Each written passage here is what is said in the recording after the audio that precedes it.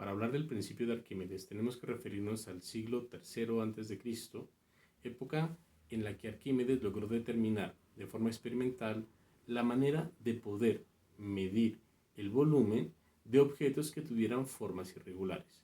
Téngase presente que hasta aquel entonces no había una manera conocida de poder obtener el valor del volumen para objetos que no fuesen objetos con geometrías ya determinadas o conocidas y con altas simetrías. Entonces, la anécdota dice que el rey Hierón II, gobernador de Siracusa, mandó fabricar una corona que tenía una forma muy peculiar. La cuestión es que este rey estaba dudando de que el orfebre haya diseñado y haya realizado esta corona, toda ella de oro macizo, de oro puro. Él sospechaba que posiblemente a la corona se le hubiese incluido material de algún otro tipo, por ejemplo, plata o plomo o cobre o algún otro material que cubriese la falta del oro que le había sido entregado a ese orfebre. Entonces mandó llamar a Arquímedes para que le solucionara este problema de poder determinar si la corona era realmente de oro sin destruirla, so posible pena de algún castigo grave si esto llegaba a ser así. Era evidente que la corona no podía ser fundida para poder luego darle una forma conocida y poder determinar el volumen. Entonces, Arquímedes, después de mucho meditar, dice también el mito, la leyenda, esa anécdota, que decidió tomarse un baño para relajarse y cuando se introdujo en la tina en la que estaba tomando el baño, observó que el nivel del agua que había en la tina aumentaba, subía su nivel, en tanto él se iba introduciendo en la misma, notando entonces que la cantidad de volumen que cambiaba en la tina correspondía al mismo volumen de él hundiéndose, sumergiéndose en la misma. Entonces se puso a experimentar y observaba que el volumen de los objetos, por lo menos probó con los regulares, los conocidos, cuando se hundían en el agua, generaban una variación de volumen en el agua que correspondía al volumen del objeto que estaba sumergido. Entonces, eso le permitió poder determinar si la corona era o no era de oro macizo, puesto que cuando él ya tuvo que reunirse frente al rey, mandó solicitar una cierta cantidad de oro que no fuera el de la corona, una cantidad de oro que tuviera exactamente la misma masa que supuestamente tenía la corona. Entonces, al introducir esa cantidad de oro en el agua, él observó qué tanto variaba el nivel del agua. Luego, al introducir la corona, observó que la corona generaba una variación en el agua que era diferente a la que generaba el oro por sí solo. Por ende, entonces se pudo determinar, sin destruir la corona, que ésta no estaba diseñada con oro macizo. Para entender el principio al cual llegó Arquímedes, supongamos lo siguiente. Imagine que tenemos un objeto de cierta masa y por ende cierto peso sumergido en un fluido. Es evidente que este objeto, si se encuentra en una situación de equilibrio dentro de ese fluido, va a estar experimentando una fuerza que por tercera ley de Newton está compensando la fuerza debida a ese peso. Y esa fuerza nosotros la vamos a llamar el empuje y lo vamos a denotar con la letra E. Vamos a denotar con la letra W al peso del objeto. Si nosotros ahora procedemos y retiramos el objeto que estaba inmerso en el fluido, es claro que nos vamos a quedar solamente con una porción de agua que va a ocupar ahora el espacio que estaba ocupado por este objeto. Y esa porción de agua, que también además de ese espacio estaría ocupando el mismo volumen, va a tener un peso que es WF, como están observando en la figura. Lo que nos dice Arquímedes en su principio es que el empuje que experimentaba ese objeto cuando estaba en el agua es igual al peso del agua que se encuentra contenida en el espacio que ocupaba ese objeto. O que es lo mismo decir, el empuje que un objeto experimenta debido a un fluido es igual al peso de la porción de fluido que el objeto ha desplazado. El problema nos dice que es una barra uniforme, lo que va a implicar que tiene una densidad que es constante. Nos dan la longitud son 3.6 metros, y nos dan el peso de la barra. Es claro que el peso de la barra va a estar afectando o va a estar actuando justo en su centro de masa. Y como la barra es uniforme, tenemos la garantía de que el centro de masa queda en todo el centro de la barra. O sea que aquí tendríamos el peso de la barra. Luego nos dicen que ella está sujeta en un extremo por esta cuerda que en principio es flexible y lastrada en el otro extremo por otro peso que está generando esta fuerza. Lastrar, si de pronto usted no sabe, el término implica que es algo que lo arrastra hacia el fondo. Nos dice que la barra se mantiene a flote con la mitad de su longitud sumergida.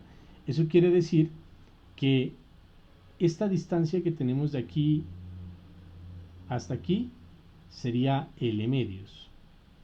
Y evidentemente esta otra distancia pues va a ser L medios, dado que el hecho de que la longitud total de la barra pues estamos considerando que vale L o tiene un valor L. Luego me están diciendo que si yo desprecio el empuje que habría sobre el objeto que esté generando la fuerza hacia abajo, solamente va a haber un empuje sobre la barra, pero tenga presente otra cuestión, y es el hecho que el empuje sobre la barra se da solamente en la sección que se encuentra sumergida. La que no está sumergida no siente empuje, porque esa parte que no está sumergida no está en el agua.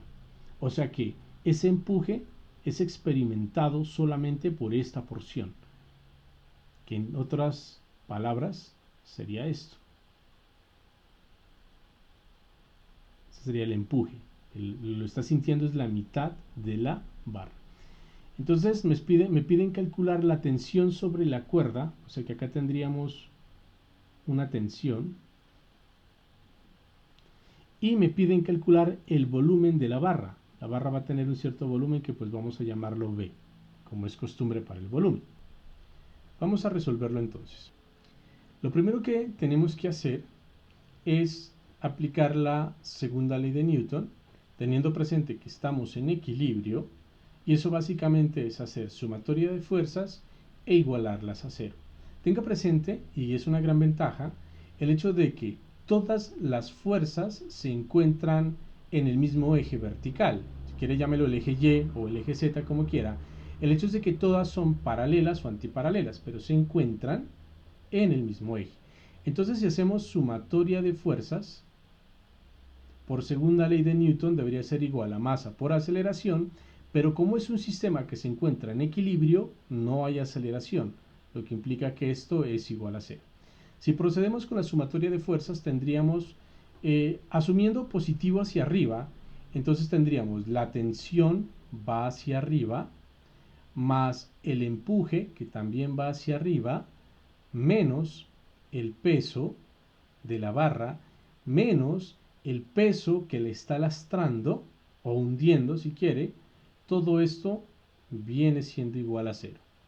O sea que aquí, en principio, yo tendría que la tensión viene siendo igual a el peso de la barra más la fuerza de lastre menos el empuje. Y vamos a llamar la ecuación 1. Es que todavía no hemos resuelto todo el problema porque, bueno, si bien me están pidiendo la tensión sobre la cuerda y el problema me da de entrada el valor del peso de la barra, yo lo conozco, me da la fuerza de lastre, yo también las conozco, no son, el peso es de 12 kilopondios y la fuerza de lastre es 6 kilopondios. Respecto a kilopondio, si de pronto desconoce la unidad, kilopondio es lo mismo que hablar de kilogramo fuerza. Y recuerde que un kilogramo fuerza equivale a 9.8 newton. Pero el hecho es de que conozco esta, pero no conozco el valor del empuje. Eso en principio sería uno de los datos que yo necesito calcular. Por otro lado, yo lo que puedo observar también es el hecho de que Al haber este punto aquí, es una especie de punto de pivote respecto al cual la barra está rotando, entonces también va a haber torque. Y si usted recuerda la definición de torque del curso de la mecánica, el torque se define como el producto cruz o el producto vectorial entre el brazo de palanca y las fuerzas respectivas. Y mire que dado la configuración que nosotros tenemos, por ejemplo, si usted hace el producto cruz entre esta distancia, por ejemplo, L medios y W, le va a dar un torque que va a estar apuntando en una dirección que es saliendo del plano de la pantalla.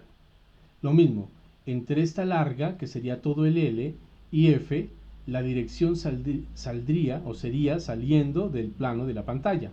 Mientras que si usted hace el torque entre esta longitud que le estaba mostrando y E, ahí el torque iría al contrario, ¿no? Si usted hace esa longitud, producto cruz con E, le va a estar apuntando entrando hacia la pantalla. Recuerde que eso hace con la regla de la mano derecha. Para poderlo comprender de manera más fácil, pensemos en lo siguiente. Miremos los diferentes torques que tenemos que tener presentes.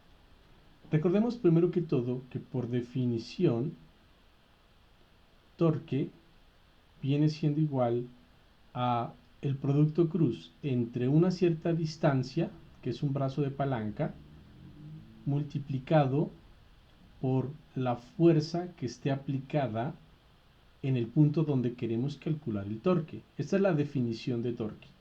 Y esto es lo que quiero que ustedes recuerden y que nosotros vamos a mirar sobre este sistema. Entonces, el primer torque, en principio uno pensaría, bueno, aquí tengo una tensión, pero este va a ser mi punto de referencia. O sea que la distancia que hay entre el punto de referencia y la tensión, pues vale 0. O sea que este no aporta al torque, este no genera aporte a ese torque. Pero sí tenemos este y tenemos este. Vamos a comenzar considerando la primera distancia. Mire que la primera distancia sería esta que voy a marcarles y marquémosla con un color diferente. Esta, que va desde el 0 hasta W. El primer torque lo va a determinar el peso. Esta distancia que acabo de marcarles en verde tiene un valor que vale ¿cuánto? Vale L medios. Y la fuerza es el peso. O sea que el primer torque, llamémoslo por sencillez, por darle algún nombre, vamos a llamarlo T1. T1 sería L medios cruz W. Miremos el siguiente torque. Iría desde el origen ahora hasta donde está marcando la E. Y entonces mire que la distancia que ahora tenemos, que va desde el origen hasta donde se encuentra la fuerza de empuje, ya no es L medios, tampoco es el L completo. Mire que es L medios más esta distancia que tenemos aquí. Y creo que para todos es claro que esta distancia que tenemos aquí sería L cuartos, ¿no? Porque es la mitad de este otro. Si este otro es L medios, su mitad viene siendo L cuartos. O sea que para el torque 2, nosotros tendríamos L medios más L cuartos. Tenemos que hacer esta operación. Ese sería nuestro primer vector. Cruz E. Luego miramos los signos, porque eso ya es otro cuento. Y hagamos la operación. Y para calcular el tercer torque, pues el tercero es más fácil porque va desde el origen hasta donde está F. Y esa sí es la longitud completa, o sea que viene siendo L. O sea que tendríamos torque 3 simplemente es igual a L cruz F. ¿Qué necesitamos? La sumatoria de torques. Y aquí tenemos una gran ventaja, que era la que yo les decía hace un momento. Observe que cuando yo me pongo a pensar en cada uno de esos torques, tanto el primero como en el segundo como el tercero, si aplico la regla de la mano derecha, los torques resultantes van a estar apuntando ya sea saliendo de la pantalla o entrando a la pantalla.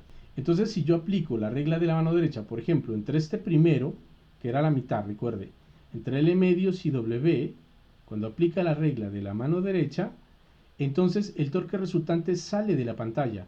Lo mismo que con el de F, cuando es todo L, producto cruz con F, aplicando la regla de la mano derecha, va a estar saliendo de la pantalla. Mientras que si hago la distancia que va desde el origen hasta donde está E, y aplico la regla de la mano derecha, ese torque va a estar entrando hacia la pantalla. O sea que si yo defino como positivo el que sale y negativo el que entra, tendríamos en principio, en términos de las magnitudes, lo siguiente. Tendríamos T1 más T3 menos T2. Esa sería la sumatoria de torques. Y como está en equilibrio, esto debe ser igual a 0. O sea que yo lo único que necesito es determinar la magnitud de T1, la magnitud de T3 y la magnitud de T2. Vamos a determinar esas magnitudes. Entonces, bien, miremos.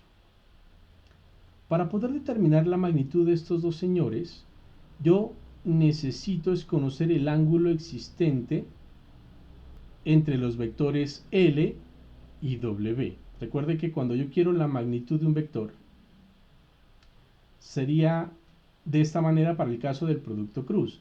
Sería la magnitud del vector R, que simplemente la voy a llamar R, la magnitud del vector F, por el seno del ángulo que los dos vectores forman. Por ejemplo, si este es R y este es F, el ángulo que se está formando aquí. Esto es lo que me determina la magnitud del producto cruz. O sea que en el caso de T1, ¿yo qué tendría? Yo tendría la magnitud del primero, que sería L medios, por la magnitud del segundo, que sería W, por el seno del ángulo que hay entre L y W. Vamos nuevamente a nuestro dibujo y tenemos que determinar ese ángulo, que en principio hablar del ángulo entre L y W es lo mismo que hablar del ángulo entre L medios y W, ¿no? Y mire que ese ángulo viene siendo este. Porque, si usted lo mira bien, para que me entienda, esto es L. ¿Sí? Esta distancia, más bien, esta distancia que le acabo de señalar, me está indicando la dirección de L, o L medios, o L tercios. Todos los L's están en esta dirección. Entonces el ángulo entre este y este viene siendo θ. Lo mismo, el ángulo entre este y F también es θ. Ahora falta preguntarnos entonces cuál sería el ángulo entre esta línea y el vector E. Entonces es claro que el ángulo viene siendo este que tengo acá. Ese vamos a dejarlo al final. Entonces, bien, acá tendríamos para este cálculo seno de θ, que repito, es el ángulo entre L y W. De la misma manera, para T3 es fácil ver que esto entonces implica que la magnitud de T3 viene siendo igual a L por F por seno, y ya miramos en nuestro dibujo que entre L y F el ángulo también es el mismo θ, o sea que ese no tiene problema, seno de θ. Miremos el caso de T2. Para T2, lo voy a hacer aquí abajito porque no me quedó espacio allá arriba, necesito determinar su magnitud. Entonces, miremos, tenemos por un lado 3/4 de L, es la magnitud de ese segmento, entonces tenemos 3/4 de L, por la magnitud de la fuerza, que en este caso es E, por el seno del ángulo entre L y E, y acabamos de llamarlo alfa a ese ángulo, entonces viene siendo seno de alfa.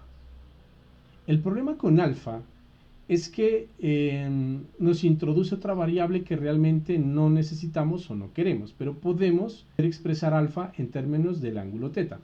Mire que si yo, por ejemplo, proyecto la línea de acción de la fuerza E, que es la fuerza de empuje, o sea, esta línea, ¿ok? Usted se da cuenta entonces que este ángulo que usted tiene aquí viene siendo el mismo teta. Pero algo también que se puede dar cuenta es que este ángulo completo sería de 180 grados. O sea que yo tendría lo siguiente, que alfa más teta es igual a 180 grados. Eso quiere decir que alfa es igual a 180 grados menos teta. Y como acá tenemos alfa en ese ángulo, miremos que sería seno de alfa. Seno de alfa sería igual entonces a seno, y les acabo de decir que eso es 180 menos teta. Y hagamos el cálculo. Recuerde que el seno de una resta de dos ángulos se puede calcular de la siguiente manera, como seno del primer ángulo por coseno del segundo ángulo menos coseno del primer ángulo por el seno del segundo ángulo. Y aquí es muy fácil porque yo sé que seno de 180 vale 0, mientras que coseno de 180 vale menos 1. Eso usted lo puede corroborar en su calculadora. Y mire que este término se va porque vale 0, y en este término, este menos con este menos me va a dar más, implicando entonces que esto viene siendo igual a seno de teta. Si yo reemplazo esto acá, me queda entonces que esto es lo mismo que tener 3/4 de L por E por seno de teta. Ahora sí podemos reemplazar todo en esta ecuación. Entonces, de acuerdo a nuestra sumatoria de fuerzas, tenemos T1. Pero mire que T1 es igual a L medios de W por seno de teta. Entonces tenemos L medios de W por seno de teta. Luego es más T3. Y T3 nos dio LF seno de teta. Más L por F por seno de teta. Menos T2. Y T2 acabamos de obtener que es igual a 3/4 de L por E por seno de teta. Y todo esto debe ser igual a 0. Ahora, observe lo siguiente. Usted puede darse cuenta que seno de teta se repite en todos los tres términos y está igualado a 0. Eso quiere decir que yo puedo cancelar la función seno. De la misma manera me doy cuenta que L hace lo mismo. ¿Qué me queda entonces? Esto me queda así. Por un lado me sobrevivió W medios. Por el otro me sobrevivió F. Y por este otro me sobrevivió 3/4 del empuje. Y esto es igual a 0. De donde yo puedo despejar el empuje. Mire que si yo despejo el empuje, me quedaría 4/3, haciendo de una vez todo el cálculo. Este pasa positivo, ¿no? Entonces me quedaría 4/3 de la fuerza más W medios.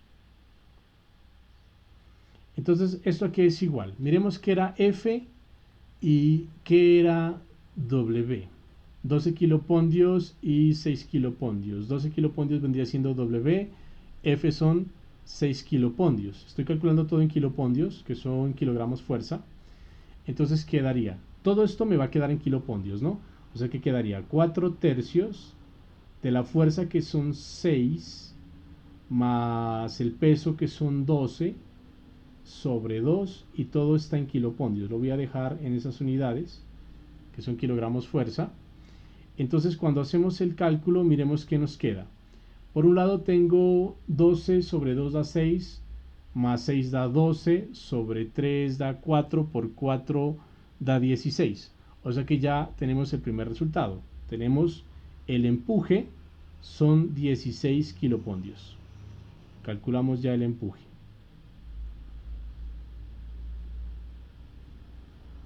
Y como conocemos el empuje,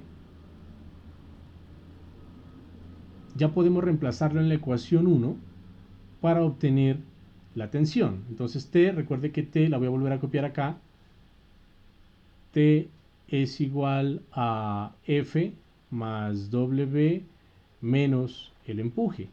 Reemplazando datos nos queda, recuerde que F les acabo de decir que vale 6 más W que vale 12 menos el empuje que vale 16. Todo esto está en kilopondios. Eso implica entonces que la tensión en la cuerda viene siendo 6 más 12, 18 menos 16, o sea, sería 2 kilopondios. Ahí respondimos la primera pregunta. Recuerde que es la parte A, y en la parte A nos pedían la tensión sobre la cuerda. Ahora falta calcular el volumen de la barra. Para calcular el volumen de la barra, vamos a tener presente lo siguiente. Es claro que de acuerdo a nuestra geometría y al enunciado que nos planteó el problema, solamente la mitad de la barra es la que se encuentra sumergida dentro del fluido. Eso es lo primero que tenemos que tener presente. Entonces, el empuje que esa porción está sintiendo, este E, va a corresponder al peso del agua que haya sido desplazada por ese segmento. Eso es, de acuerdo al principio de Arquímedes, lo siguiente. La fuerza de empuje debe ser igual al peso del agua desplazada. No al peso de la barra, ojo, al peso del agua desplazada. Eso quiere decir entonces que esto debe ser igual a la masa del agua desplazada multiplicada por la gravedad, porque eso es peso. Por otro lado, nosotros sabemos que la densidad del agua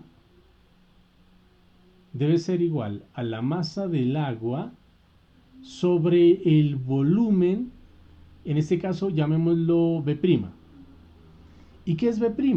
Pues va a ser el volumen de esa porción sumergida, ¿sí? Llamemos B' aquí pequeñito. Entonces yo tendría que el volumen de la barra sería 2 veces B'. Yo creo que es claro para todos. Entonces, si vemos esto desde esta perspectiva, acá la masa del agua va a ser igual a la densidad del agua multiplicado por el volumen prima, que es el que yo estoy buscando. O sea que yo tengo que la fuerza de empuje viene siendo igual a la densidad del agua por la gravedad por el volumen B'. Pero les estoy diciendo que el volumen B', o más bien el volumen B es 2 veces B'. Entonces voy a reemplazar eso aquí. E es igual a la densidad del agua por la gravedad por B', que sería B medios. Y como me piden el volumen de la barra, entonces B sería 2 veces la fuerza de empuje sobre la densidad del agua sobre la gravedad, despejando B, ¿no? Que eso en principio sería 2 por el empuje. ¿Cuánto nos dio el empuje? El empuje son 16 kilopondios. Entonces son 2 por 16 kilopondios sobre la densidad del agua, que sabemos que son 1000 kilogramos por metro cúbico, multiplicado por la gravedad, que es 9.8. Pero recuerde que aquí tengo kilopondios. Yo necesito deshacerme de kilopondio. Entonces lo que voy a hacer es multiplicar por 9.8 newton, que equivale a un kilopondio. Esa es la relación entre kilopondios y newton. Es claro que aquí, por ejemplo, ya me deshago de los kilopondios. Entonces mire que aquí aparece kilogramo por metro sobre segundo al cuadrado. Este con este dan newton. De esa manera, kilogramo, metro sobre segundo al cuadrado es un newton, cancela este newton, dándome entonces el resultado en metros cúbicos. El volumen entonces nos va a dar metros cúbicos. Si quiere expresarlo en notación científica, quedaría como 3.2 por 10 a la menos 2 metros cúbicos.